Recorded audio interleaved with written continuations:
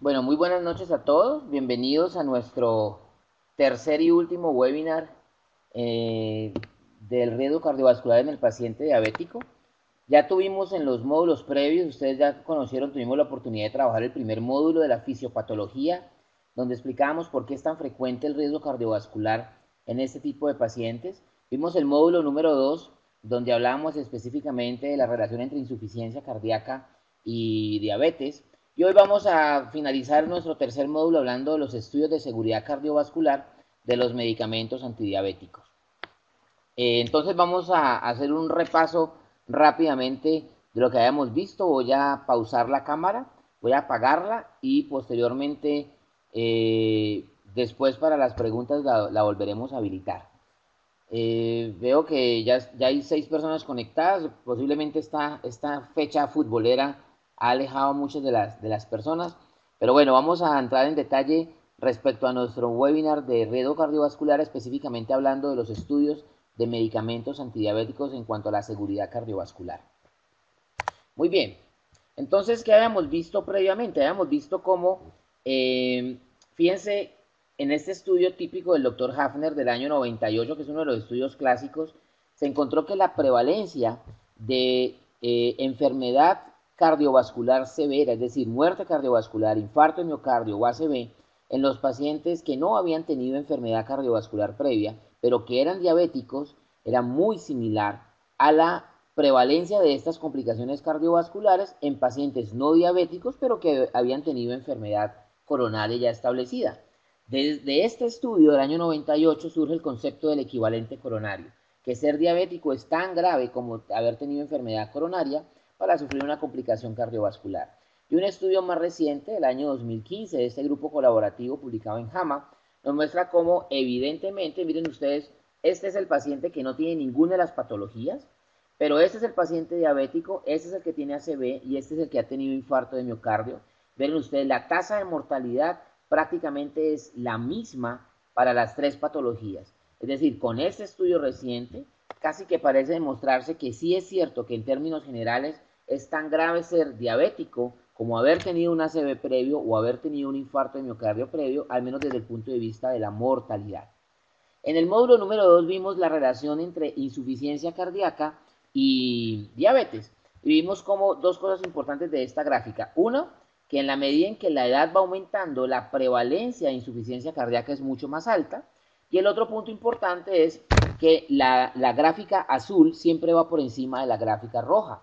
La gráfica azul son los pacientes diabéticos, es decir, que independientemente del grupo etario, el ser diabético aumentaba de manera significativa la prevalencia de insuficiencia cardíaca. No importaba en qué edad, era más frecuente la insuficiencia cardíaca entre el grupo de pacientes diabéticos que entre los no diabéticos. Y eso ha hecho entonces que cuando tenemos la coexistencia de las dos patologías, posiblemente desde el punto de vista de la insuficiencia cardíaca, el manejo es el mismo, pero desde el punto de vista de la diabetes, sí hay cierto ajuste que se debe realizar. Y ese ajuste posiblemente pasa por utilizar la metformina como primera elección. Hay otros medicamentos que no son recomendables, otros que simplemente son seguros, pero tenemos ya medicamentos que pueden ser recomendados como los inhibidores de SGLT2 y fue algo que vimos en el módulo anterior y que vamos a entrar un poquito más en detalle con los resultados de los ensayos clínicos que evalúan la seguridad cardiovascular de este tipo de patologías. Entonces, entremos en detalle y vamos a mirar de dónde surge este concepto de los estudios de seguridad cardiovascular. Surge del año 2008 cuando la FDA directamente emite unos lineamientos a la industria farmacéutica que específicamente lo que está buscando es, si quieren la aprobación de nuevos medicamentos antidiabéticos, es importante demostrar que son tratamientos seguros desde el punto de vista cardiovascular. Es decir, que el uso de ese medicamento, que ya son medicamentos aprobados para el tratamiento de la diabetes, para el control de la glicemia, no se asocia con un inaceptable aumento en el riesgo cardiovascular. Entonces surgen los estudios de estas nuevas moléculas. El diseño de estos estudios es totalmente diferente a los diseños para probar la efectividad del medicamento como antidiabético. Ahora, por primera vez a partir del 2008 empiezan a incluirse pacientes con enfermedad cardiovascular, con antecedentes de infarto de miocardio, pacientes que normalmente no son incluidos en los estudios de los medicamentos antidiabéticos. Pero estos estudios de seguridad cardiovascular específicamente buscan incluir esos pacientes de alto riesgo. Y al 2017, a marzo del 2017, esto es lo que tenemos publicado de esos nuevos medicamentos. Tenemos publicados 3 estudios específicamente con inhibidores de EPP4, el Sabor TIMI53 con saxagliptina, el Examin con alogliptina, el TECOS con sitagliptina. Tenemos 3 estudios ya publicados con agonistas de GLP-1, que fue el ELIXA con lixisenatide, el LEADER con liraglutide y el SUSTAIN 6 con semaglutide, que vamos a mencionarlo también, aunque es un medicamento, el semaglutide, que no ha sido aprobado aún como medicamento antidiabético, sin embargo ya tiene su estudio de seguridad cardiovascular y lo vamos a evaluar también. Y ha sido publicado hasta el momento un estudio con un inhibidor de SGLT2 que ha sido el EMPA-REG OUTCOME con empagliflozina. Entonces vamos a repasar rápidamente los resultados de estos estudios específicamente de seguridad cardiovascular. Y el primero de ellos fue el Sabor. El Sabor fue un estudio publicado. Vamos a evaluar 2 tipos de desenlaces. El desenlace primario como tal, que es el que evalúa el estudio para compararse contra el brazo placebo. Y aquí es muy importante señalar que en todos estos estudios el brazo placebo no significa que el paciente no esté recibiendo ninguna terapia antidiabética adecuada. Por el contrario, el brazo placebo es el paciente viene recibiendo la terapia full antidiabética, pero simplemente unos van a recibir además saxagliptina y otros van a recibir tabletas de placebo para esa molécula como tal. Es decir, no es que el brazo placebo sean pacientes que estén maltratados desde el punto de vista de su diabetes. Y vamos a mirar el desenlace también de hospitalizaciones por insuficiencia cardíaca.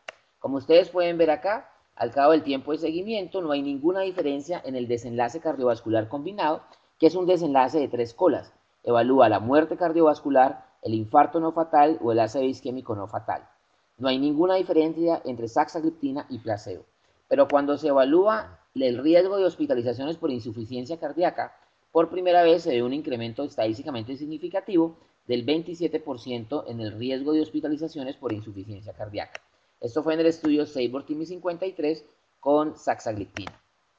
En la misma edición entonces se publica los resultados del examen, que es un inhibidor de EPP4 que no tenemos disponible en Colombia, que es la alogliptina, y se muestra nuevamente el desenlace cardiovascular combinado es el mismo de 3 colas, muerte cardiovascular, infarto no fatal o ACV no fatal, y ustedes ven cómo los resultados son exactamente los mismos entre los pacientes que reciben alogliptina y los que no la reciben. Eso dice entonces que el medicamento es seguro desde el punto de vista cardiovascular. Pero posteriormente también se hace el análisis y hay un incremento que no fue estadísticamente significativo en el riesgo de hospitalizaciones por insuficiencia cardíaca. Hay que aclarar que en el examen no fue uno de los desenlaces preespecificados las hospitalizaciones y tuvo que revisarse la data posteriormente para confirmarse el hallazgo que realmente había un incremento discreto pero inicialmente no significativo en la tasa de hospitalizaciones por insuficiencia cardíaca. Luego viene el estudio TECOS, que es el estudio con sitagliptina, también de seguridad cardiovascular, pero este desenlace combinado ya es un desenlace de 4 colas. Ya incluye los mismos 3 desenlaces que habíamos visto previamente, muerte cardiovascular, infarto no fatal, ACV no fatal, y este incluye un cuarto componente en el desenlace combinado, que son las hospitalizaciones por angina inestable. Como ustedes pueden ver, a lo largo del periodo de seguimiento no hay ninguna diferencia estadísticamente significativa entre los pacientes que recibieron sitagliptina y los que no recibieron este medicamento, lo cual confirma la seguridad cardiovascular de la sitagliptina. Si miramos el desenlace en lo que tiene que ver con hospitalizaciones por insuficiencia cardíaca, tampoco hay una diferencia estadísticamente significativa entre los dos brazos, confirmando entonces que la sitagliptina es un medicamento seguro desde el punto de vista de las hospitalizaciones por insuficiencia cardíaca. Bueno, luego se presentan los resultados del primer agonista de GLP-1 en el aspecto de la seguridad cardiovascular, y fue el estudio ELIXA con lixisenatide.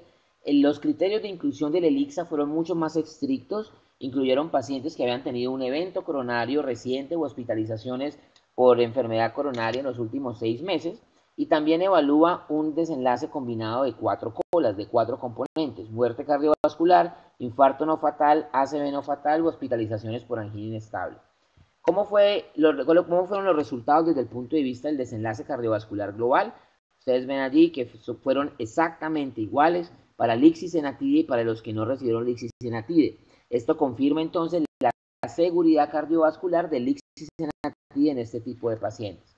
Y cuando miramos los desenlaces por hospitalizaciones por insuficiencia cardíaca, tampoco hay ninguna diferencia estadísticamente significativa, lo cual confirma también que el lixisenatide es un medicamento seguro desde el punto de vista de las hospitalizaciones por insuficiencia cardíaca. Entonces, hasta ahí teníamos medicamentos que habían demostrado ser seguros desde el punto de vista del desenlace cardiovascular, aunque dos de ellos, saxagliptina y alogliptina, habían demostrado discreto incremento en la tasa de hospitalizaciones por insuficiencia cardíaca.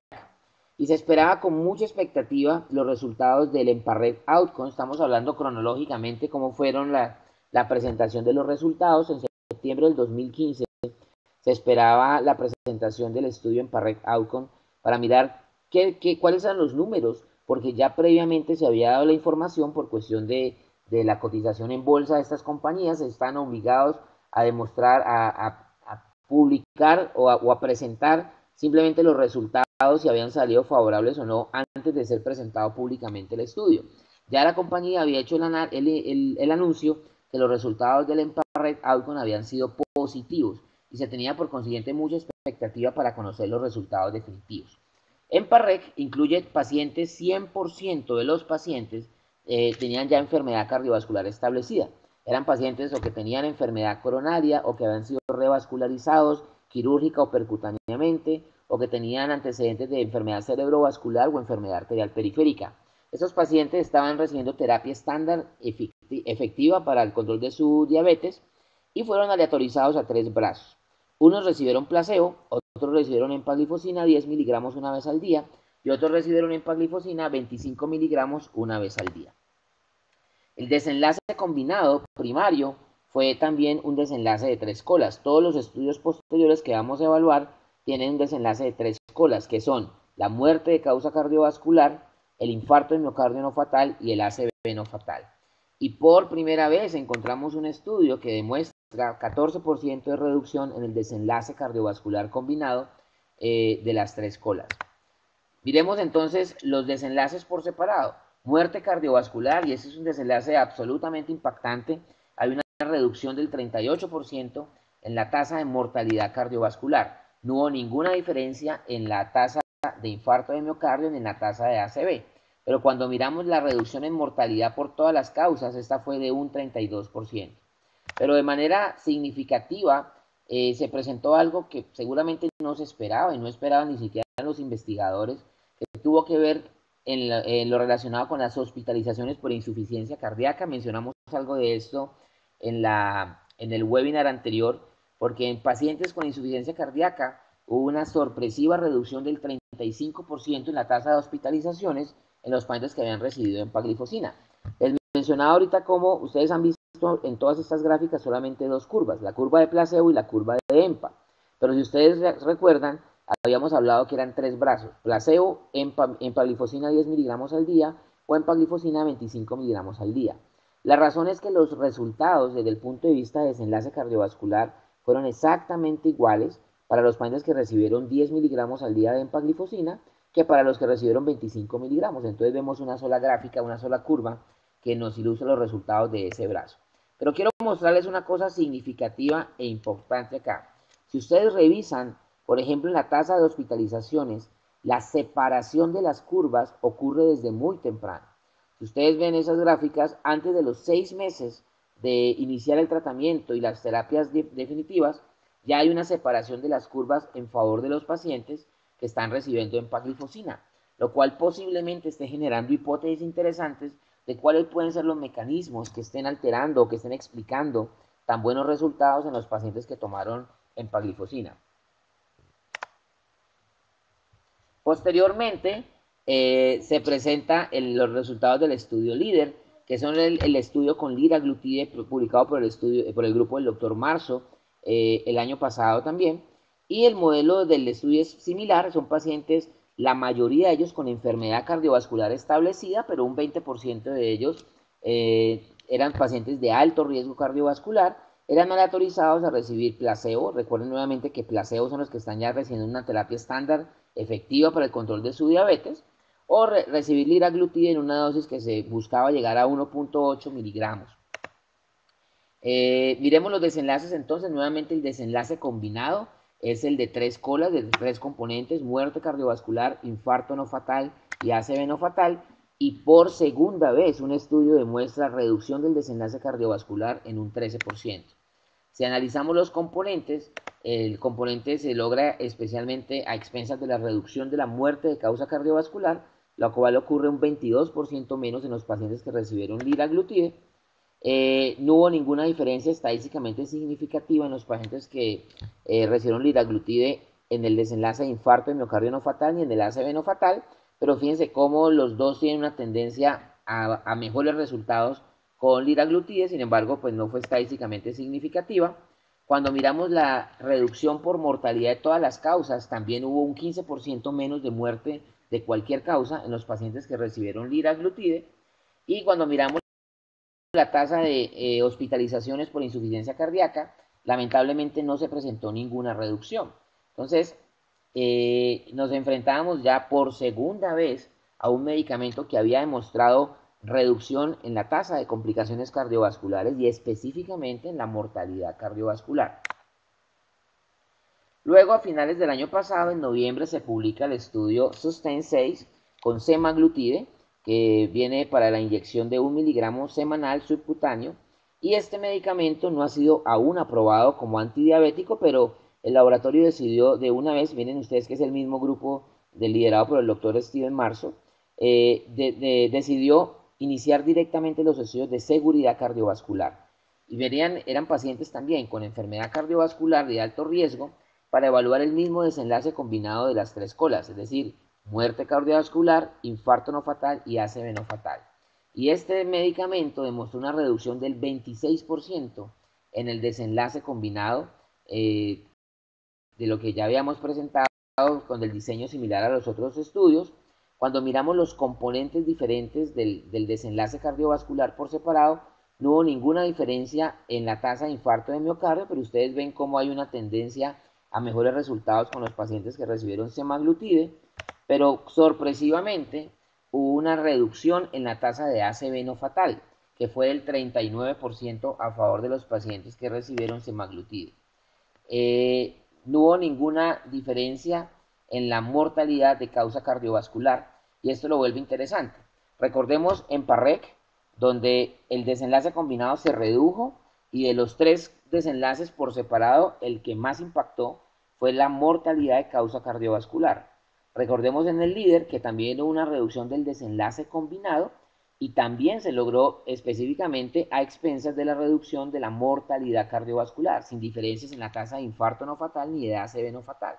Pero ahora tenemos este estudio, el SUSTAIN 6, que también muestra una reducción de los desenlaces cardiovasculares globales, pero lo logra. No hubo diferencia en la tasa de infarto, no hubo diferencia en la muerte cardiovascular, pero sí hubo una diferencia en la tasa de ACV.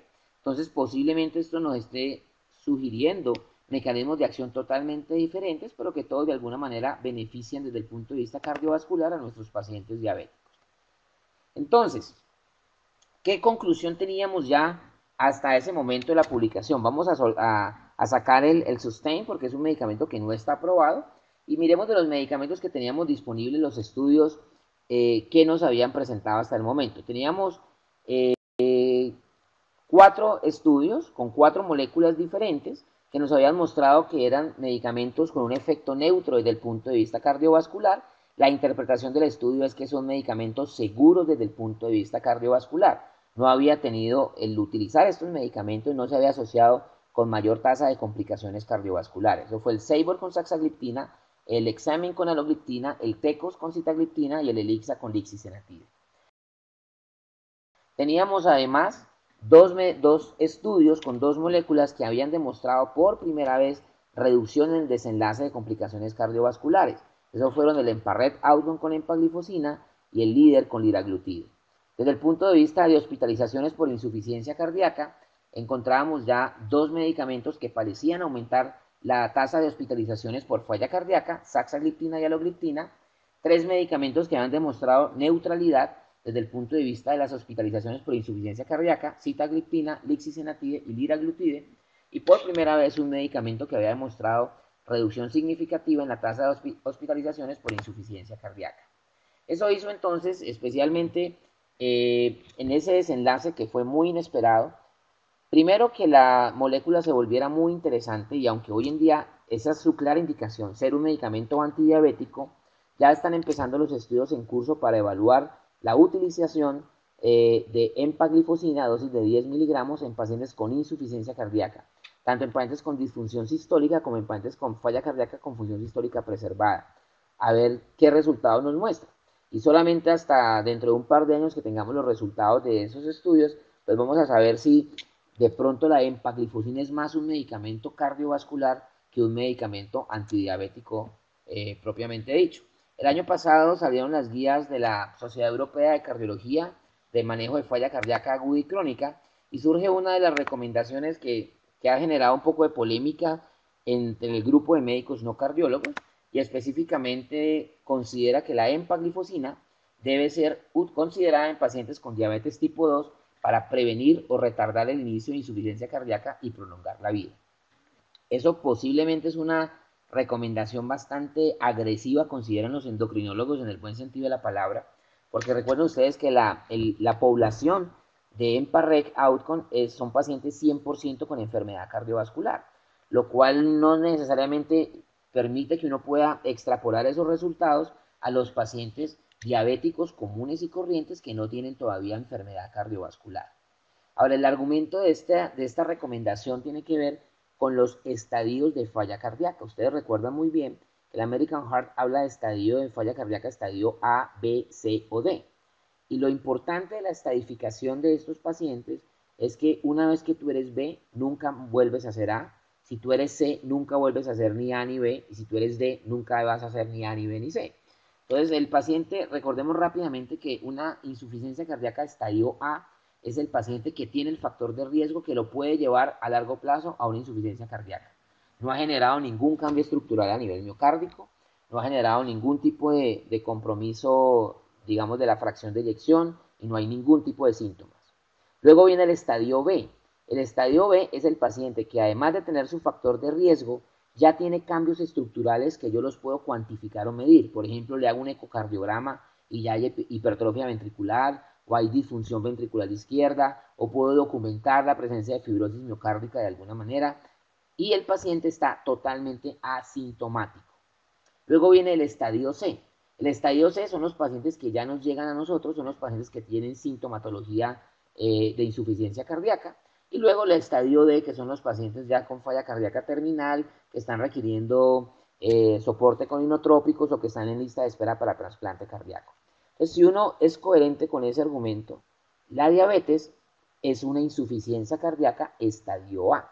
Y si yo tengo la posibilidad de utilizar un medicamento para el control de la diabetes que prevenga o que retarde la aparición de insuficiencia cardíaca, más cuando vimos ya en el webinar anterior que la asociación es clara entre diabetes e insuficiencia cardíaca, y que la insuficiencia cardíaca debería considerarse una complicación más de la diabetes, pues no es descabellado esta recomendación desde el punto de vista de los cardiólogos, y es utilizar la empaglifosina para evitar que ese paciente llegue a ese nivel de deterioro. Ahora bien, ¿cómo puede uno explicar los resultados del EMPA-REC Outcome? Los resultados son absolutamente sorprendentes, y si bien es cierto que hay varias cosas que se asocian con el uso de empaglifosina, estas por separado no parecen explicar la magnitud de las reducciones. Por un lado, el paciente baja de peso, pero en promedio baja 2 o 3 kilos de peso a lo largo del estudio. O sea, una reducción de 2 o 3 kilos de peso no te explica esa cantidad, esa magnitud en la reducción de complicaciones y de mortalidad cardiovascular. También hay una disminución de la adiposidad abdominal, no pues así no van a quedar así como vemos en la gráfica por tomar empaglifosina, pero sí es claro que hay una reducción de la adiposidad abdominal que también suma.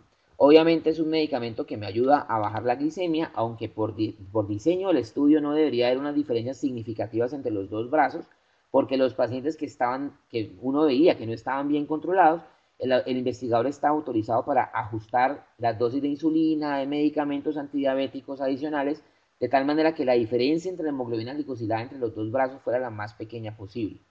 También el uso de empaglifosina se asocia con una reducción de los niveles de ácido úrico.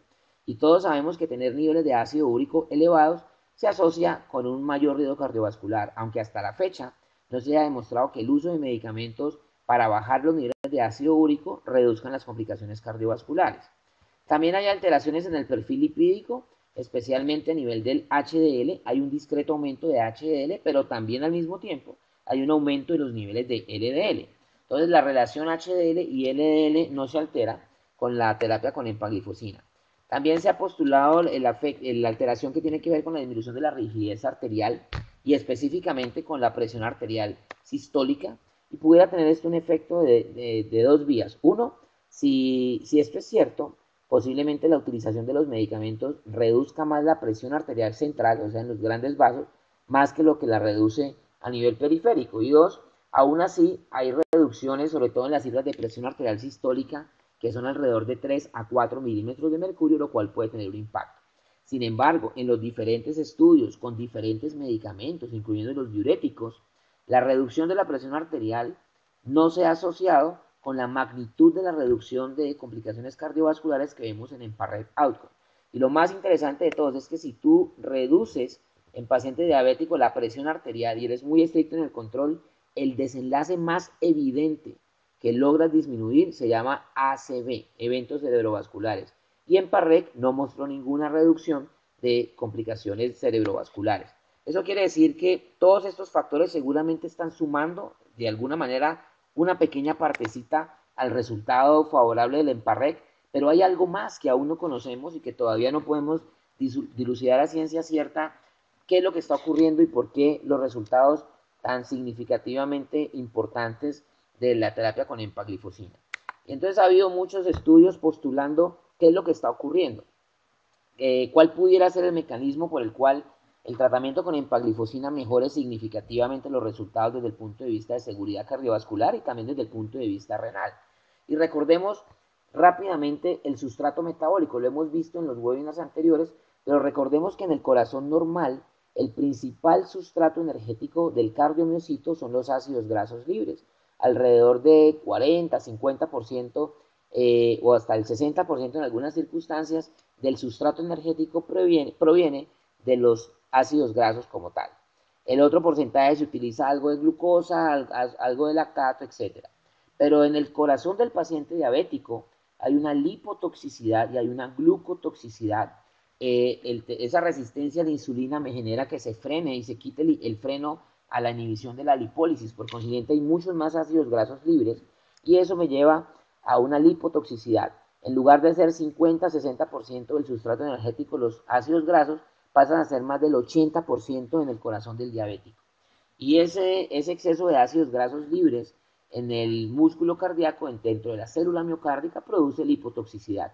Además, hay algunas alteraciones importantes y eso hace que la utilización de glucosa sea significativamente mucho más bajito. Se vuelve un porcentaje muy, muy pequeñito de la utilización en el corazón del diabético, la glucosa como sustrato energético. Ahora, ¿qué se ha visto en los pacientes que están recibiendo empaglifosina? Posiblemente la hipótesis que más fuerza está tomando hoy en día respecto al porqué de los resultados tiene que ver con el cambio del sustrato energético. Parece ser que cuando el paciente recibe empaglifosina, como hay una reducción en los niveles de insulina y en un aumento en los niveles de glucagón, entonces lo que está ocurriendo es que esta relación entre la insulina y el glucagón disminuye y eso es sensado a nivel del hígado. Esa reducción a nivel portal que sensa el hígado induce la síntesis de cuerpos cetónicos a nivel hepático, específicamente este cuerpo cetónico que se llama beta-hidroxibutirato. Resulta que el beta-hidroxibutirato es un supercombustible para el cardiomiocito. Y ahí vemos como muy fácilmente el beta-hidroxibutirato es utilizado por la célula miocárdica y cuando eso ocurre, entonces ya ese corazón que venía utilizando un exceso de ácidos grasos libres para poder utilizar su fuente como fuente energética, ya no utiliza los ácidos grasos, sino que pasa a utilizar el beta-hidroxibutirato, lo cual convierte al cardiomiocito en una célula absolutamente eficiente desde el punto de vista energético. Eso además se combina con el aumento del hematocrito, que es sostenido. Parece ser varios estudios especialmente con dapaglifosina, han mostrado que en los pacientes que reciben terapia con inhibidor de SGLT2, el aumento del hematocrito no es solamente debido a lo que siempre se pensó que era la hemoconcentración por el efecto natriurético, por el efecto si se pierde volumen, se pierde plasma, entonces hay un efecto de hemoconcentración y eso hace que aumente el hematocrito. Pero en esos pacientes con dapaglifosina se ha visto particularmente un aumento en la masa miocárdica de glóbulos rojos y eso obviamente asociado con una célula miocárdica mucho más eficiente desde el punto de vista energético, pudiera explicar los resultados significativos y favorables de empaglifosina. Ahora bien, ¿cómo podríamos explicar también nosotros los resultados favorables del liraglutide? Porque si bien es cierto que no hubo reducción en la tasa de hospitalizaciones por insuficiencia cardíaca, sí se presentaron reducción de las complicaciones cardiovasculares y de la mortalidad cardiovascular. Esa es una revisión relativamente reciente, de septiembre del año pasado, que intenta explicar los resultados a la luz de lo que se había visto en el estudio LEADER.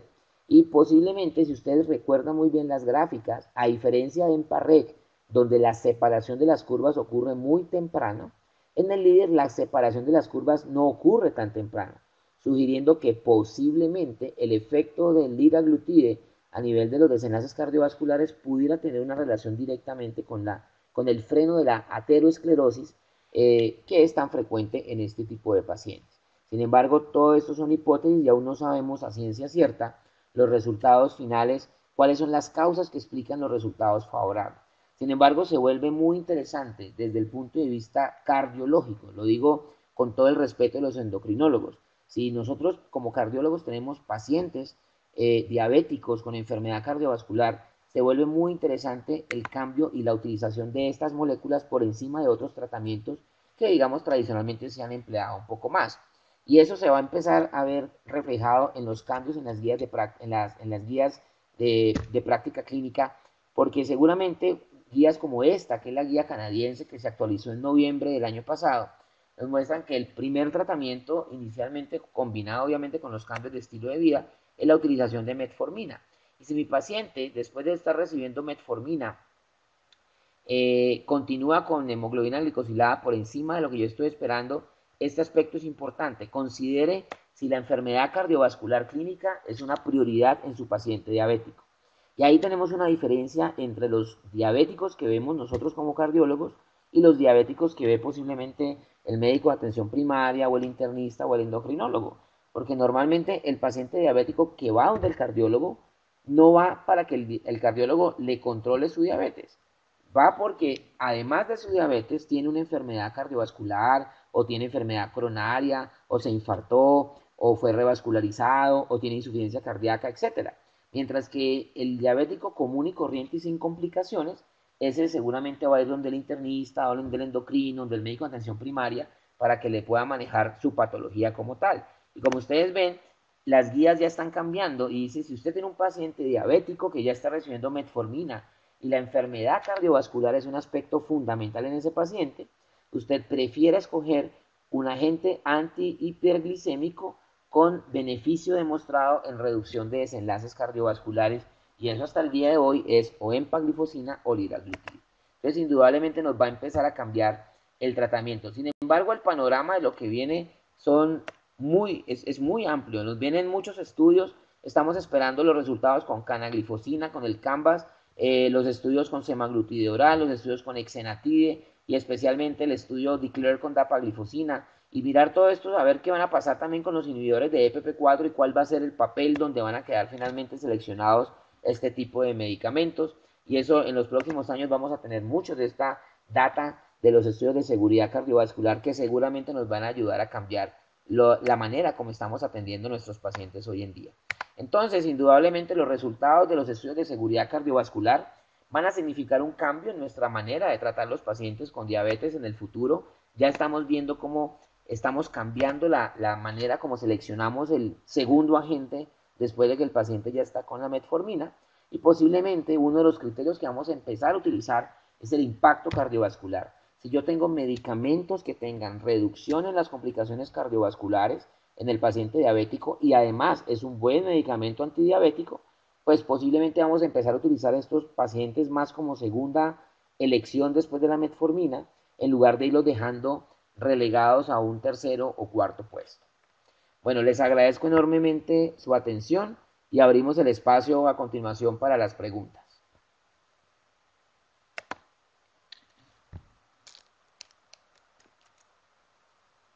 Tenemos preguntas, ustedes en la margen inferior izquierda pueden hacer las preguntas, los que quieran escribir o si quieran compartir algunas de las preguntas.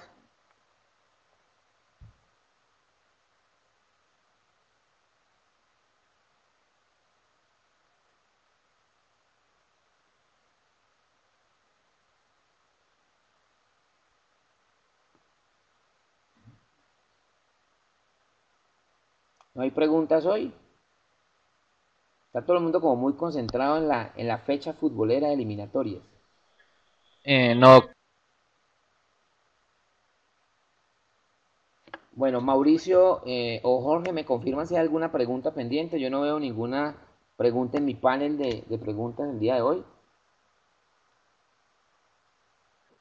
no, doctor Castillo, hasta el momento no.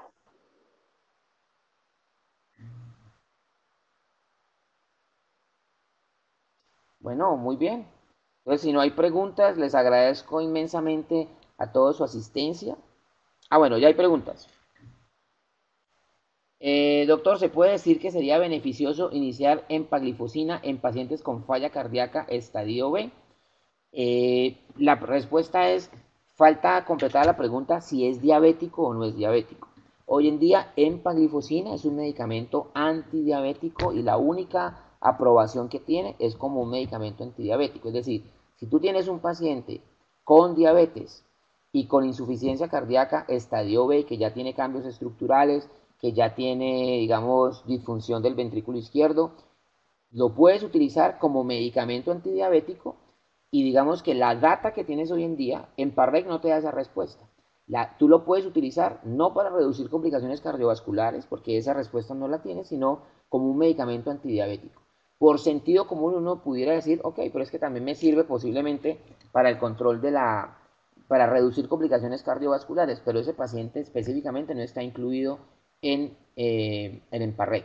Si el paciente ya tiene enfermedad coronaria o enfermedad cardiovascular establecida o enfermedad cerebrovascular o enfermedad arterial periférica y es diabético, encaja perfectamente en los pacientes del Emparrec y lo pudieras utilizar. Entonces, la respuesta exacta es, si el paciente tiene una falla cardíaca estadio B y es diabético, no tienes ningún inconveniente en poderlo utilizar. Pero ojo, lo estás utilizando como un antidiabético. No lo estás utilizando con el soporte de ningún estudio que diga que por utilizar empaglifosina y no otro tratamiento a ese paciente le va a ir mejor desde el punto de vista de reducción de complicaciones cardiovasculares. ¿Alguna otra pregunta?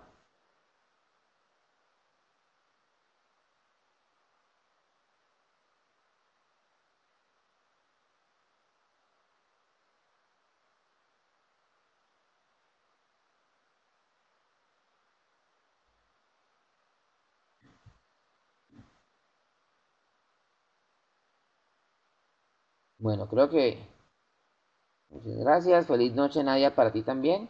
Bueno, si no hay más preguntas, les agradezco enormemente su asistencia, su participación. Acuerden que los webinars van a quedar grabados para que ustedes puedan acceder después a ellos. Pueden acceder a cualquiera de nuestros 3 webinars del curso entero que vimos de riesgo cardiovascular en el paciente diabético. En el mes de abril del 2017 vamos a tener 2 webinars también específicamente sobre imágenes diagnósticas. Les estaremos avisando oportunamente. El primero va a ser el 6 de abril del doctor Carlos Urrea, que va a hablar de fisiopatología e imágenes del ventrículo derecho. Y posteriormente van a hablar el doctor Jaime Rodríguez a finales del mes de abril sobre estenosis aórtica severa asintomática. Hay una nueva pregunta. ¿Hay alguna ventaja entre usar empaglifosina o liraglutida en el paciente diabético y con falla cardíaca? ¿Alguno de los dos es mejor que otro? Bueno, digamos que vuelvo y lo mismo, o sea, si el paciente es diabético y además tiene insuficiencia cardíaca, creo que no hay ninguna duda en que con la data que tenemos es preferible utilizar empaglifosina a utilizar, digamos, liraglutide. Pero liraglutide es un medicamento seguro, es decir, no te va a generar complicaciones ni problema utilizarlo. Pero sí la data que nos mostró en Parrec, sobre todo el subanálisis de pacientes con insuficiencia cardíaca, nos mostró que esa reducción de la tasa de hospitalizaciones Aplica exactamente igual si el paciente ya tenía insuficiencia cardíaca previa o no la tenía. Entonces, en el paciente con insuficiencia cardíaca, diabético con insuficiencia cardíaca, si ustedes recuerdan la tabla que les mostré, que lo revisamos el webinar, en el segundo webinar, cómo tratar la diabetes de un paciente con insuficiencia cardíaca, el medicamento de elección es metformina, aunque estuvo contraindicada en falla cardíaca hasta el 2007. La advertencia se le quitó a partir del 2007, pero es el primer medicamento, el medicamento de elección. Y si tengo un paciente diabético con insuficiencia cardíaca, creo que el segundo medicamento para colocarle para el control de su diabetes, indudablemente sería empaglifosina, porque ha demostrado reducción en ese subgrupo específico de pacientes y en ese desenlace específico.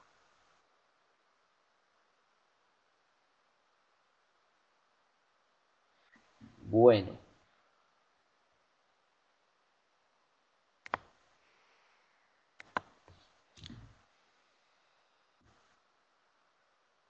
les decía que a finales del mes de abril va a ser el otro webinar de imágenes. Van a hablar de estenosis aórtica severa asintomática, cuándo operar. Vamos a hacer un cambio de tema después de que estuvimos todo el mes de marzo hablando de diabetes y riesgo cardiovascular. Vamos a pasar a hablar de imágenes diagnósticas. Doctores, mil gracias por su tiempo, por su asistencia, por sus preguntas y nos veremos en el próximo webinar de la Sociedad Colombiana de Cardiología. Buenas noches y muchas gracias. Ah, a ver, perdón, que hay una pregunta, una nueva pregunta. La doctora Juliana dice, puede, de pronto puede, como no que sea relevante en este caso, pero acaba de leer, estatinas aumentan el riesgo de diabetes en mujeres ancianas hasta un 50%. Bueno, las estatinas, hace rato sabemos que las estatinas sí aumentan el riesgo de diabetes. Especialmente las dosis altas de estatinas se asocian con un riesgo más alto de desarrollar diabetes de nuevo. Lo que sí está muy claro también es que sobre todo en pacientes con alto riesgo cardiovascular, el beneficio clínico neto del uso de las estatinas supera con creces el riesgo de desarrollar complicaciones, en este caso diabetes. Es decir, antes de que aparezca el primer caso de diabetes como consecuencia de las dosis altas de estatina, ya el uso de la estatina ha prevenido 4 complicaciones cardiovasculares mayores gracias a estar tomando estatina. Entonces, el beneficio clínico neto favorece la utilización de estatinas, así tengamos una evidencia muy clara que el uso de dosis altas de estatinas puede asociarse con un discreto incremento del riesgo de aparición de diabetes de nuevo. Ahora, los primeros estudios, especialmente con el Júpiter, que mostraron esta relación, pareciera que los pacientes no son tan de nuevo, o sea, el paciente que hace diabetes no es el paciente como tan basal, es un paciente que ya tiene algún tipo de intolerancia a los carbohidratos o de resistencia a la insulina, dado especialmente por síndrome metabólico o por obesidad abdominal. Sin embargo, no debemos tener temor a la utilización de estatinas en este grupo de pacientes, porque el beneficio clínico de la estatina es mucho más alto que los riesgos potenciales que puedan ocurrir, ¿no?